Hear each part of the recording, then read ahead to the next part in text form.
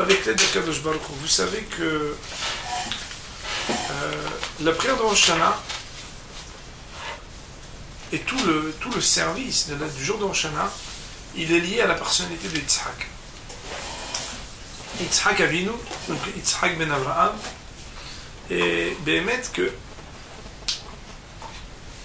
la Akedah d'Yitzhak, donc la ligature d'Yitzhak, c'est un épisode qui est non seulement connu, mais qui en plus est récité par les maris qui sont à l'heure à la tefila tous les jours avant de commencer au dou. Puisque là-bas, on commence avant la prière à raconter, à relire ce qu'on appelle Parashat HaAkedah.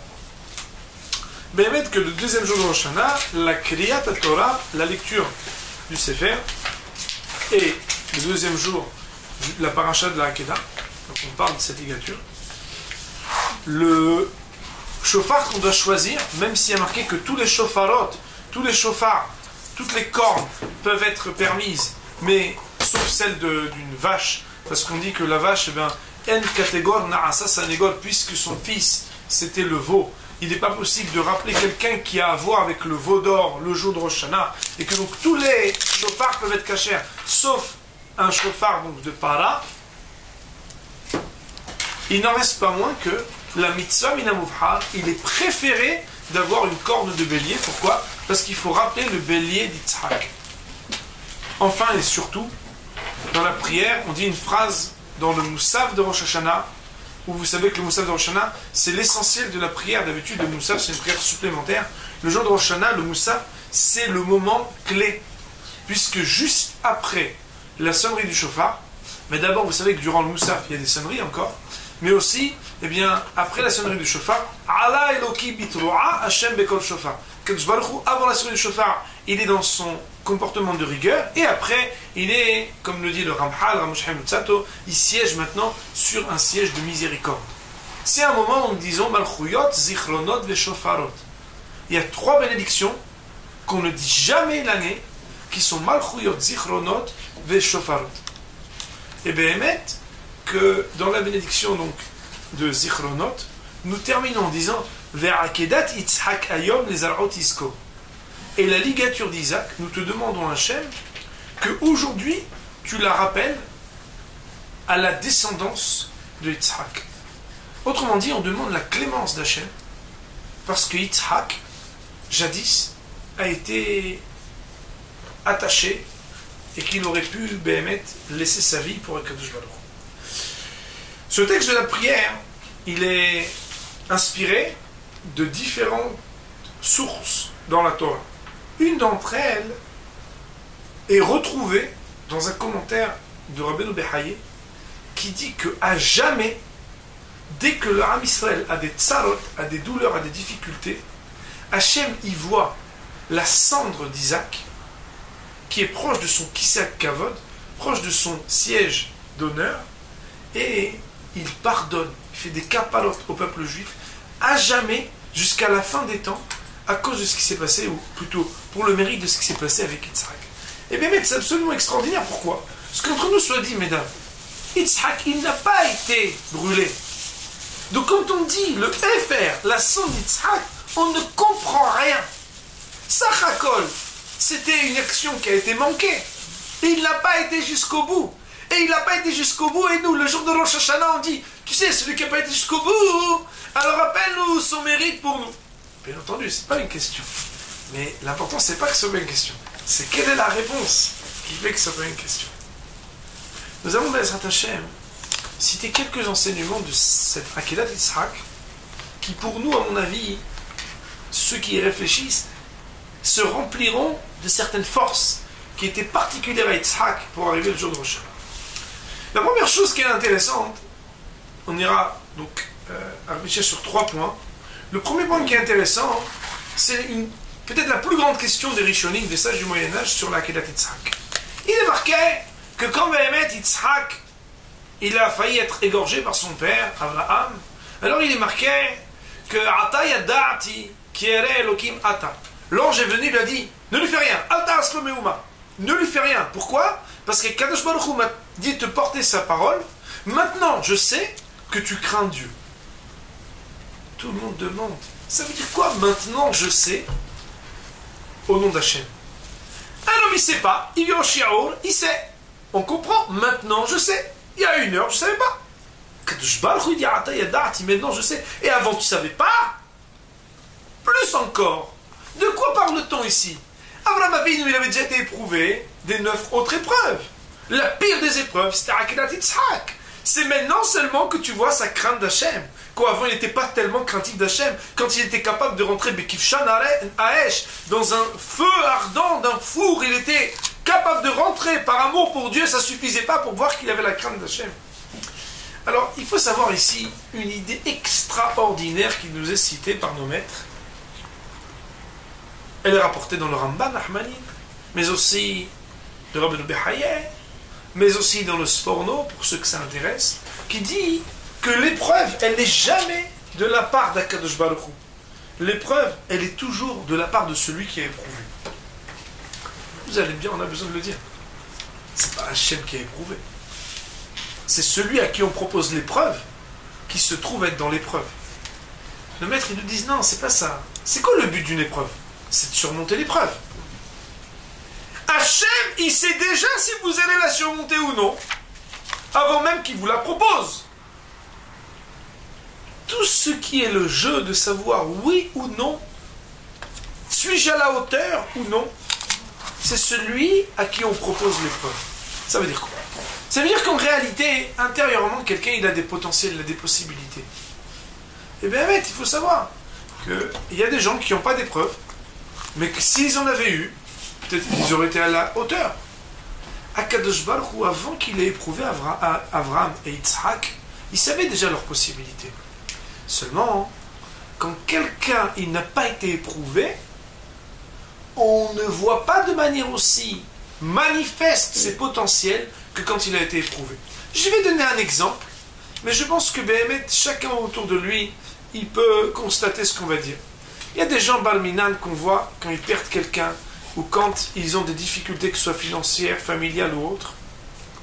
On se rend compte de la hauteur de ces personnes qui sont capables, malgré les circonstances et les difficultés, de dépasser les épreuves. Ah, mais tu sais, j'ai toujours su que cette fille, elle est extraordinaire.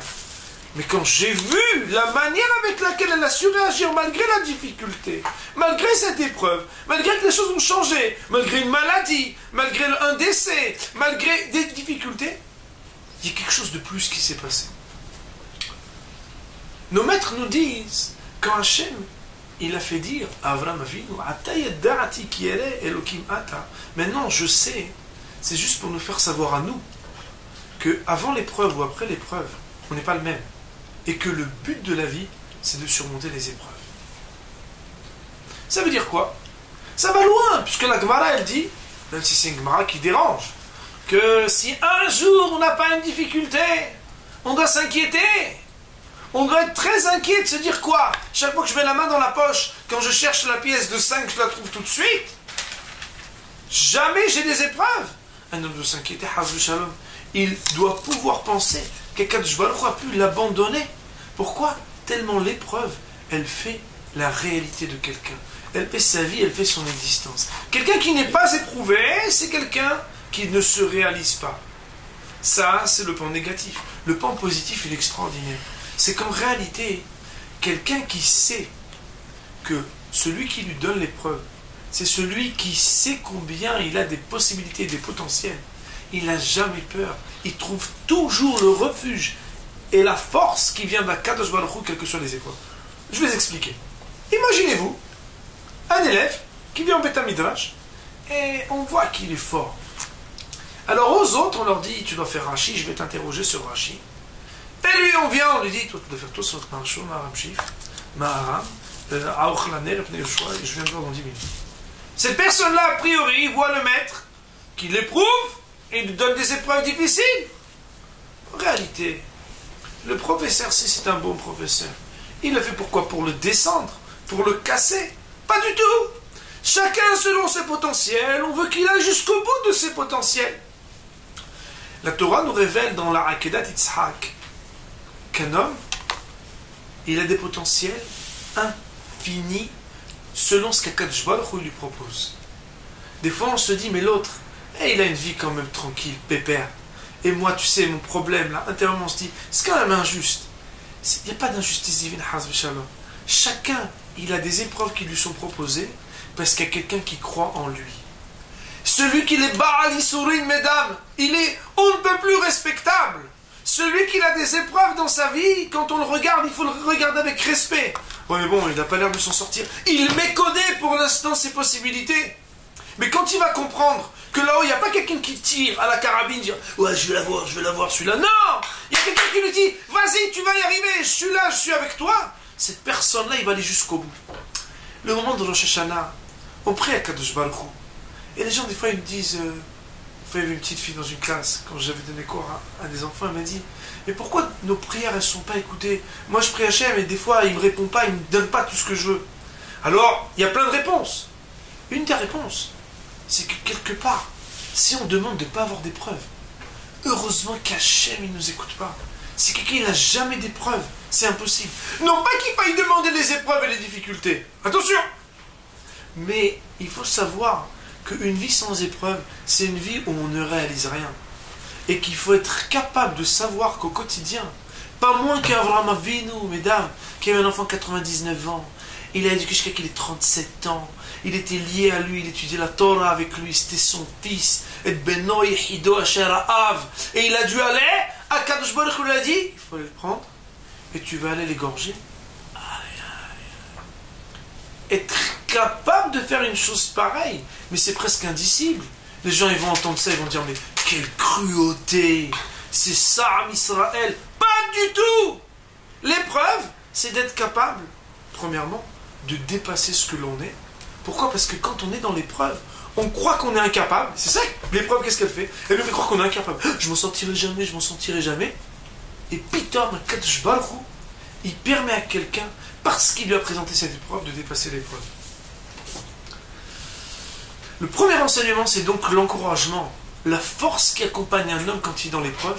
Yitzhak et Abraham, ils ont été capables d'aller jusqu'au bout de ce qu'un homme il est capable de monter sur le bûcher pour être brûlé pour un cadeau.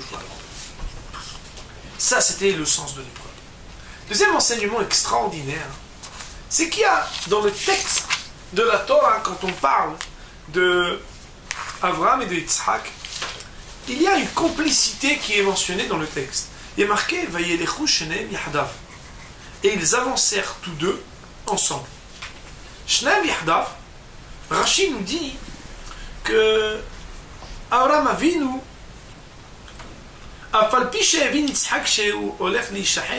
au départ, Yitzhak, il ne savait pas qu'il allait être égorgé. Alors son père, il savait où il allait. Et il était joyeux d'avancer.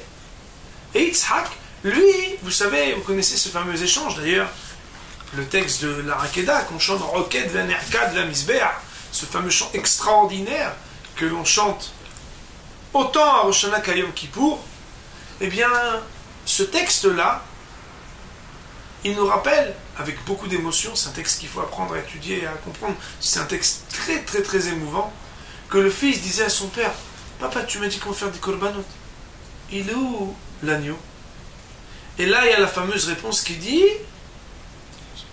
que Behemet, Elohim ir'e, Behemet, que si il y a un agneau, il y a un agneau, et sinon, Akadosh Baruch Hu, c'est lui qui nous montrera qu'est-ce qu'il faut faire. De manière allusive, le père disait à son fils que Behemet, s'il n'y a personne d'autre, ben, tu auras compris que celui qui prendra la place de l'agneau, c'est toi. Et après ce texte qui fait révéler à Yitzhak que c'est lui qui va être égorgé, il est marqué, encore une fois, Vayelechu Shneim Yahdav. Shneim Yahdav, ça veut dire ils allèrent tous deux ensemble. Rachid nous dit, ça veut dire qu'il a gardé la même joie à Yitzhak avant de savoir que ça allait être lui qui allait être égorgé que quand il l'a su. Le Midrash dans Pirkei Rabbi Eliezer est tellement puissant. Il est inédit ce Midrash. Il nous raconte que quand Abraham il est venu à attacher son fils, alors il est marqué que Behemet il avait mal attaché. Et le fils a dit à son père, attache-moi plus fort, je risquerais de me débattre, tu sais, quand tu vas commencer. Et comme il y a des règles de halakha, que tu dois faire comme un korban, il faut pas que je bouge parce qu'il faut pas que tu manques exactement la manière avec laquelle tu dois m'égorger. Comment c'est possible? C'est extraordinaire de dire comment un homme il est capable. Mais cet homme-là, il a été capable de s'approcher. C'est incroyable. Mais ce qui est 37 ans, ce qui est le plus surprenant, c'est que quand après Akadosh Baruch Hu, il dit ne l'égorge pas, il envoie l'ange pour l'arrêter et qu'il redescende, il est marqué à nouveau. Mais cette fois-ci, pas seulement Abraham et Yitzhak, qu'ils avancèrent Yahdav avec les serviteurs qui étaient restés. Et il est marqué Vayilechu Yahdav. Alors ici, un commentaire extraordinaire d'un des rabbinim de Brisk qui dit, pour nous, si on avait fait un truc pareil, tu redescends. Tu te la racontes un peu le Maaseh. Tu as été le Zemessirut Nefesh. Ils redescendent et le texte nous dit Vayilechu Yahdav. Pour eux, ils n'ont rien fait de plus que ce que les autres ont fait en attendant. Pourquoi? Ils n'ont fait que Avodat Hashem, ce qu'Akadosh Baruch Hu leur a demandé de faire. On apprend ici quelque chose d'extraordinaire. Vous savez, dans la vie, quand tout va bien, on peut être religieux, on peut faire Torah, le mitzvot. Quand c'est un peu plus dur, alors au lieu d'être comme ça avec le sourire baisse. Quand c'est un peu plus dur encore. Après, il y a le contraire du sourire dans les dessins, il y a le comme ça le sourire, et on peut faire comme ça, on peut faire après la tête de celui qui est le contraire du sourire. Être capable de servir Hachem, c'est pas seulement quand tout est facile qu'il faut le faire avec le sourire. Quand je vous le dis à vous, je me le dis à moi avant tout, bien sûr. C'est être capable, quand c'est difficile, de garder le sourire. Il est marqué dans le Rambam que la simha c'est une avoda. Ça veut dire quoi? Être capable d'avoir une constance de joie quand on sert Hachem. Quand est-ce qu'on le voit? C'est quand c'est difficile. Quand on est dans l'épreuve, qu'est-ce qu'on est capable de faire? On est capable encore de sourire, de garder une constance ou pas? Si on sait pourquoi on fait les choses, si on sait qui c'est celui qui attend de nous et qui nous accompagne, on arrive à surmonter les épreuves, mais on arrive en plus à les surmonter et à garder une certaine constance. Dernier enseignement que je voudrais vous livrer à propos de la personnalité de Yitzhak, qu'est-ce qu'il nous enseigne? Il y a une question énorme qui est posée. Premièrement, la question qu'on a posée tout à l'heure. Qu'est-ce qu'on demande le mérite de la Akedat Yitzhak alors qu'il n'a pas été brûlé, il n'a pas été tué? Et qu'on nous dit dans le Midrash qu'Akadosh Baruch Hu il regarde Efer Munah, qui regarde la cendre qui était de ce qui a été brûlé Yitzhak au pied du Kisei Kavod, mais il n'est pas mort. Mais la question du Gaon de Vilna est encore plus puissante. Il est marqué dans la Gemara que le salaire des mitzvot dans ce monde-ci, on n'a rien.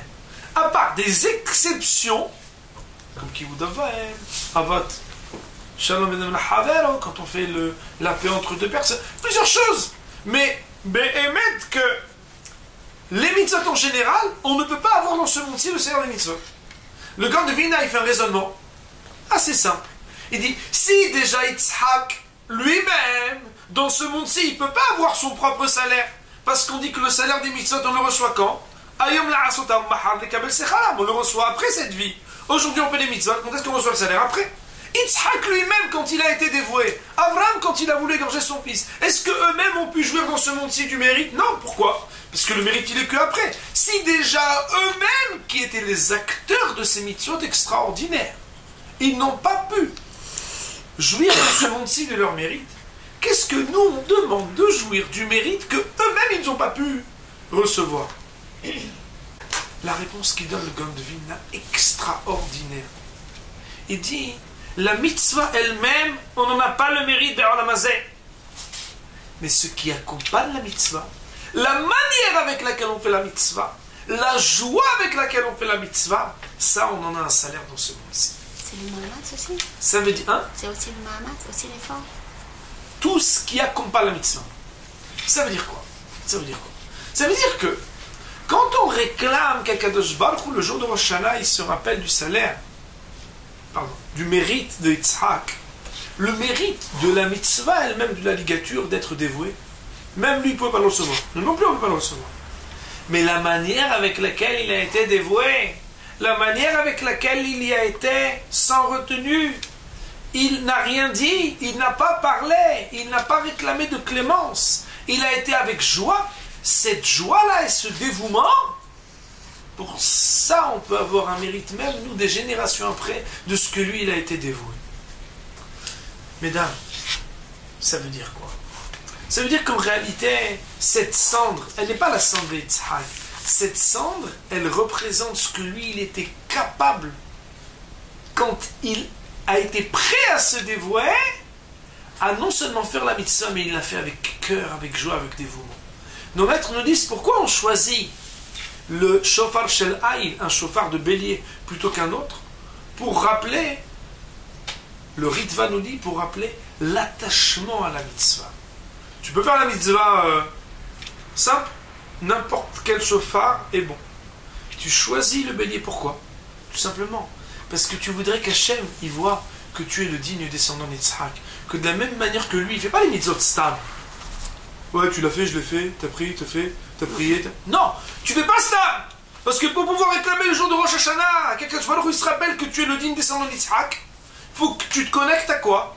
Pas à la mitzvah elle-même, à la manière avec laquelle il a fait la mitzvah. Pour se connecter à la manière avec laquelle il a fait la mitzvah, il faut être capable soi-même de choyer les mitzvahs, d'être attaché aux mitzvahs. Mesdames, dans la vie, quand on a un père ou un ancêtre qui est Hashuv, vous savez, moi quand je prenais souvent les avions, les gens ils ont tous un oncle ou un cousin ou un voisin qui est rabbin à Jérusalem. Donc ils viennent voir tous dans l'avion. Vous êtes rabbin? Vous savez, moi j'ai un neveu à Jérusalem qui est... Tout le monde. Mais entre nous soit dit, quand quelqu'un il veut dire qu'il a un grand-père ou un arrière-grand-père qui était Hacham, qui était Tzadi, pour pouvoir le dire, il faudrait normalement se présenter d'une manière qui ne fasse pas honte à son ancêtre. Autrement dit, quand on vient devant Akadosh Baruch Hu le jour de Rosh Hashanah, il faut être capable de dire à Akadosh Baruch Hu, rappelle-toi du mérite d'Yitzhak et rappelle ce mérite pour ses descendants. Mais sommes-nous les dignes descendants d'Yitzhak? Celui qui ne réfléchit pas à ce dont nous parlons, celui qui, dès que c'est difficile à Avodat Hashem, dès que c'est difficile un peu les mitzvot, dès qu'il y a une petite épreuve, il n'y a plus personne. Ou bien non, il y a, hein, mais je ne peux pas faire avec le sourire, un peu exagéré. Mesdames, il faut savoir, et je pense que les dames, elles sont plus fortes que les hommes pour ces choses-là, parce qu'elles savent ce que ça veut dire mettre l'ambiance dans une maison, présenter les choses d'une bonne manière, encourager. On sait bien, chaque mari qui étudie la Torah, parce qu'il y a une dame qui lui a dit, va étudier, et qu'elle a attendu et qui lui a dit, alors comment c'était? Être capable d'être attaché à la mitzvah, pas permis à sa femme et la route, faut le faire, on le fait, bon, on est religieux, voilà, on a choisi le Torah. Non! Être capable de montrer notre attachement, être capable comme Yitzhak, il était constant, il surmontait les épreuves, et il arrivait à être joyeux même quand c'est dur, parce qu'il accomplit une mitzvah, être capable de se travailler là-dessus. Ça, c'est une des choses auxquelles il faut se préparer pour pouvoir, sans mentir, quand on demande quelque chose, il se rappelle du mérite d'Yitzhak pour ses descendants, ben, qu'on ait quelque chose à voir pour ses descendants. C'est comme si quelqu'un est pris et dit voilà, Hachem, regarde, il y a un type à côté de moi, il a l'air tzaddik, si tu peux te rappeler de souvenir d'Yitzhak pour lui, pour le saut. C'est pas pour lui. Chacun est pris pour un missal, mais il doit au moins, quand il dit ça, avoir quelque chose à voir avec Yitzhak. Alors, il faut au moins réfléchir à ces sujets. Il faut s'efforcer. Vous savez, le jour de Rosh Hashanah, si on parle d'Yitzhak, parce que Yitzhak, il est ce qu'on appelle Amoud Avoda. Amoud Avoda, c'est que quelque part dans le service d'Hachem, il y a la joie, mais aussi la rigueur. La rigueur d'Yitzhak, elle était extraordinaire. La rigueur d'Yitzhak, c'était d'être capable de prendre tout son avenir et de dire, ce qu'Hachem il aura décidé, alors c'est ce que, Béhémet, il faudra, c'est ce dont il faudra s'accommoder. Ça veut dire être capable, quand on prie à Kadosh Baruch Hu le jour de Rosh Hashanah, c'est vrai qu'on demande et on demande et on demande, il faut demander, mais être capable, vous savez, de demander ce que Kadosh Baruch Hu il sait qui est le mieux pour nous, qu'il nous le donne, et que Béhémet, quelles que soient les choses qu'il nous présente, on sait que parce que c'est Hachem qui nous présente les épreuves, alors on a les épaules pour le faire, et qu'une épreuve quelque part, vous savez les athlètes là dernièrement, ils couraient, ils courent. Alors c'est vrai qu'il y en a qui font des têtes bizarres quand ils courent, parce qu'ils ont leur style et ils font chacun... Mais Sarakol, quand ils courent pour dépasser un nouveau record, quand ils courent parce qu'ils savent qu'ils jouent Et les enjeux sont extraordinaires. Les enjeux des Jeux Olympiques, pour eux, c'est d'abord Gadol Meod.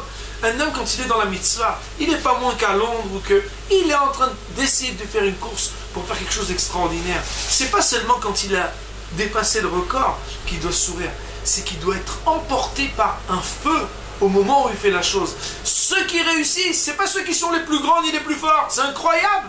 Impossible. Il a dépassé le record. Qui aurait dit alors qu'il est tellement petit? Vous savez qui aurait dit? Parce que lui, il se l'est dit. Il a couru comme un fou. Et il a dit, je sais que je suis le meilleur et que... Comment il fout celui-là? Non, il a son entraîneur derrière. Il a sa femme qui dit, vas-y, t'es le meilleur, je le sais. Akadosh Baruch Hu, il est là. Il y a des malachim, chaque fois qu'on a une épreuve, qui sont là. On a l'impression qu'on est seul, on a une bonne amie, on a un rab, on a une rabbanite, on a... Akadosh Baruch Hu, il ne nous laisse pas seul. Être capable de savoir ça quand on prie à Rosh Hashanah, ça c'est quelque chose qui amène, mamash, le zrout de pouvoir se présenter et de parler d'Yitzhak en étant les dignes descendants d'Yitzhak et en n'ayant pas quelque chose dans notre bouche qui manque d'être accompagné de ce qu'on a dans le cœur.